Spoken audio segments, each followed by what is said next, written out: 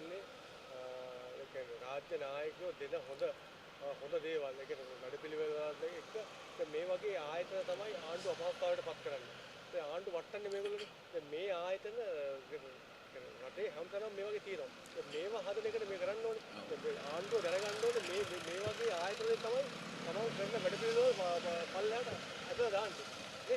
ඔව් මේක මගේ පුද්ගලික කාරණයක් වුණත් මගේ පවුලේ ප්‍රශ්නයක් වුණත් අවුරුදු 9ක් තිස්සේ අපි වගේ කෙනෙක් මේකට සටන් කරා නම් මේ වගේ සටන් කරන්න බැරි මිනිස්සු මේ ලංකාවේ තියෙන හැම ප්‍රාදේශීය සභාවක් ඇතුළෙම ඉන්නවා. Tamanට අසාධාරණයක් වෙලා ඒක හිටපු දේශපාලඥයෝ වංචා කරලා දේශපාලඥයෝ පගා අරගෙන නිලධාරීන් පගා ගන්න නිලධාරීන් එකට එකතු වෙලා අපරාධ ජාල දාමයක් කරලා තියෙනවා. එතකොට මේවට මිනිස්සුන්ට හඬක් නගන්න බැරි හින්දා තමයි අලුත් රජයක් ගෙනාවේ. එතකොට මේ රජයේ ඇතුළේදී අනිවාර්යයෙන්ම මේ දූෂිත දේශපාලඥයෝ දඬුවම් ලබන්න ඕනේ. ඊට අමතරව දූෂිත නිලධාරීන් අනිවාර්යයෙන්ම දඬුවම් ලබන්න ඕනේ. මේ දෙගොල්ලම දඬුවම් ලබන්න ඕනේ. ඒ හින්දා මේක මගේ වත්තල ප්‍රාදේශීය සභාවේ ප්‍රශ්නයක් විතරක් නෙමෙයි. මේ ලංකාව පුරාම ඉන්න සියලුම ප්‍රාදේශීය සභාවල මං වගේ අසාධාරණයට ලක් වෙච්ච දූෂිත දේශපාලඥයෙක්ට අහු වෙච්ච දූෂිත නිලධාරීන්ට අහු වෙච්ච හැමෝගෙම ප්‍රශ්නයක්. එතකොට මං කියන්නේ හැමෝටම හඬ නගන්න. අපි හඬ නැගුවොත් විතරයි දූෂණයෙන් තුළ ප්‍රාදේශීය සභාවක් හෝ රටක් අපිට ඇති කරගන්න හම්බෙන්නේ. එන්නේ ඒකේ සටන එක කොටසක් තමයි මේ. මම වෘත්තීය මාධ්‍යවේදියෙක් සහ මාධ්‍ය සංවිධාන ක්‍රියාකාරිකයෙක්. මම අද ඇවිල්ලා තියෙන්නේ මගේ පවුලේ පුද්ගලික කාරණාවක් සම්බන්ධයෙන් අපරාධ පරීක්ෂණ දෙපාර්තමේන්තුවට පැමිණිල්ලක් දාන්න.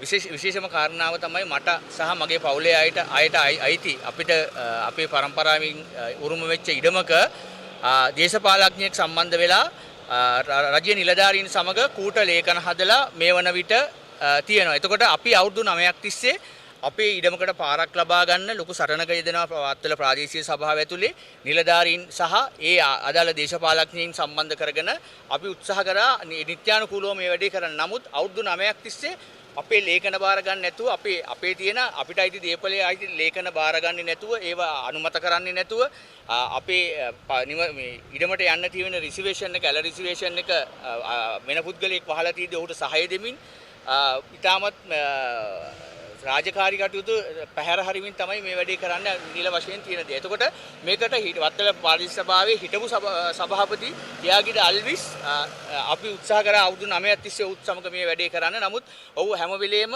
අපේ මූණට එකක් කියලා මග හරිනා. නමුත් අනිත් පැත්තෙන් ගිහිල්ලා මේකට සම්බන්ධ වෙලා ඉන්න අනිත් ව්‍යාපාරිකයින්ට සහාය දක්වනවා අපිට පේනවා. එතකොට අපිට හොයාගන්න ලැබුණා දැන් මාස කිහිපයකට කලින් අපේ ඉඩමට අයිති අපිට අයිති ඉඩමේ ව්‍යාජ ඔප්පුවක් හදලා තියෙනවා වත්තල ප්‍රාදේශීය සභාව ඇතුලේ.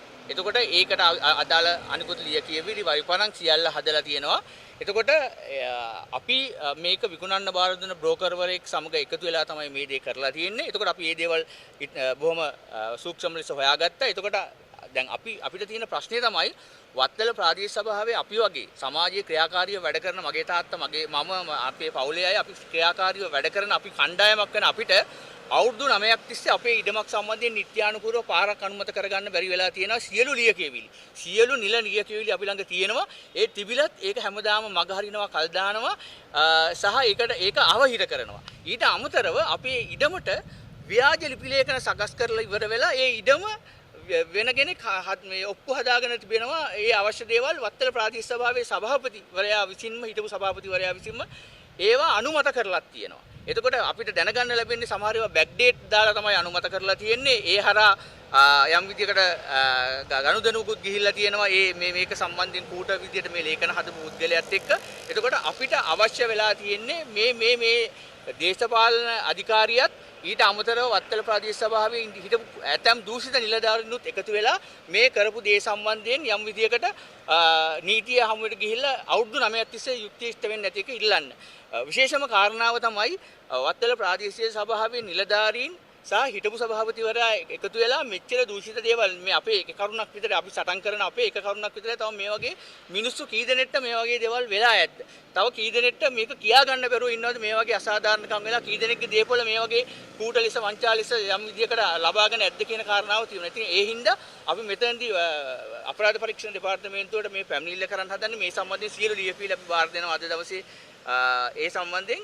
එතකොට නීතිමය ක්‍රියාමාර්ගයක් ගන්නවා. මේ සම්බන්ධයෙන් අද ඔහු වත්තල ප්‍රාදේශීය සභාවේ ඊළඟ සභාපතිවරයා විදිහට නැවත ඉල්ලනවා. එතකොට මෙච්චර කූට දේවල් කරන කෙනෙක් තවදුරටත් දේශපාලනයේ තබාගත යුතුද කියන කාරණය. මොකද අපිට පුද්ගලික වුණ කාරණාවක් බව ඇත්ත. නමුත් අපි හැම වෙලෙම බලාපොරොත්තු වෙන මම බව සටන් කරන්නේ පිරිසුදු දේශපාලනයක් වෙන එක. එතකොට එහෙම පිරිසුදු දේශපාලනයක් නැති දේශපාලකයෙක් තවදුරටත් දේශපාලනයේ සිටිය යුතුද? තවදුරටත් සභාපති කෙනෙක් හෝ ප්‍රාදේශ සභා මන්ත්‍රී කෙනෙක් විය යුතුද කියන කාරණාව තමයි අපි ප්‍රශ්න කරන්නේ. ඒ වගේම නිලධාරීන් සියලු දෙනාම දඬුවම් ලැබිය යුතුයි කියන කාරණේ අපි හිතනවා. ඒකින්ද අපි අපරාධ පරීක්ෂණ දෙපාර්තමේන්තුවට ඉල්ලීමක් කරනවා. කරුණාකර මේ සම්බන්ධයෙන් පරීක්ෂණයක් කරන්න.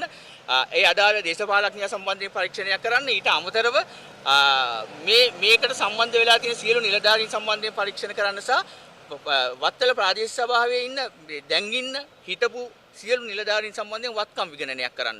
ඔවුන්ගේ දුරකථන පරීක්ෂා කරන්න. ඔවුන්ගේ WhatsApp පණිවිඩ පරීක්ෂා කරන්න. මොකද මේ වගේ දූෂණ රැසක් සිදු වෙලා තියෙනවා. එතකොට ඒ හින්දා තමයි අපි කියන්නේ අපිට අවශ්‍ය වෙලා තියෙනවා මේ වගේ හොඳ දේශපාලනයක් ගේන්න. එතකොට මේ හොඳ දේශපාලනයක් අපි ගේන්න නම් අපි අනිවාර්යයෙන්ම මේ දූෂණයට විරුද්ධව සටන් කරන්න ඕනේ. මේක මගේ පුද්ගලික කාරණයක්. මගේ පවුලට පුද්ගලික වෙච්ච කාරණයක්. හැබැයි මං වගේම තව ගොඩක් අයට සිද්ධ වෙලා ඇති මේ වගේ තමන්ගේ කරගන්න ගිය වැඩ හරියට කරගන්න බැරුව මේ ඇතුළේ ඉන්න දූෂිත නිලධාරීන්ට සහ දේශපාලකයන්ට යට වෙන්න සිදු වෙලා ඇති. තමන්ගේ වැඩ ගොඩක් කරගන්න පුළුවන් වැඩ මේ වන විට කරගන්න බැරුව අවුරුදු ගාණක් ලත වෙනවා ඇති. එතකොට ඒ හින්දා තමයි අපි අවුරුදු 9ක් තිස්සේ මේ සටන කරනවා.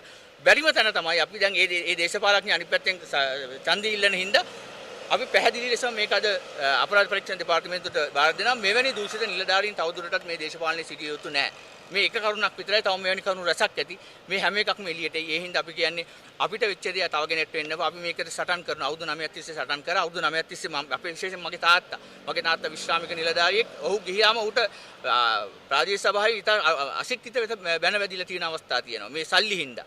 අල්ලස් හින්දා. එතකොට මේ අල්ලස් ගන්න නිලධාරීන්ව නඩත්තු කරන දේශපාලන ප්‍රභාවය සම්පූර්ණයෙන්ම වත්තලින් අතුගාලා දාන්න ඕනේ කියන කාරණා අපි ඉන්නේ.